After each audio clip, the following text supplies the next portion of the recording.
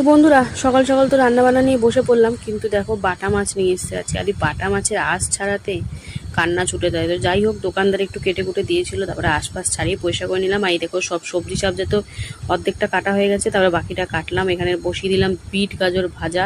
এখানে পালং শাক কেটেছিলাম, পালং শাক আলু কুমড়ো বেগুন বড়ি দিয়ে একটা তরকারি করলাম। মাছগুলো একদম মরমরে করে ভেজে নিয়ে তারপরে এই সাইডে আবার একটু নিম বেগুন ভেজে নিলাম। আর এই যে মাছটা একটু হালকা সর্ষে বাটা দিয়ে ঝাল করলাম।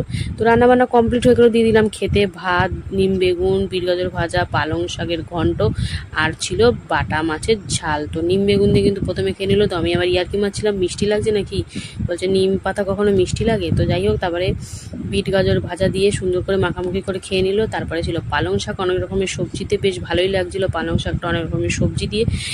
তো সব থেকে সেরা ছিল কিন্তু নিম বেগুন। তারপর যাই হোক, বাটা মাছের ঝালটা ঢেলে নিল। আর মাছের সাইজ দেখাচ্ছে আজকে, কিন্তু মাছের সাইজের ওপর যাবে না, মাছের টেস্টের ওপর যাবে। কারণ মাছের সাইজ কিন্তু খুবই ছোটো, কিন্তু টেস্ট অসাধারণ। তো যাই হোক, মাছের ঝালটা দিয়ে একদম জমিয়ে রসিয়ে কষিয়ে কর্তা মাথায় সুন্দর করে খেয়ে নিল। তো বেশ ভালোই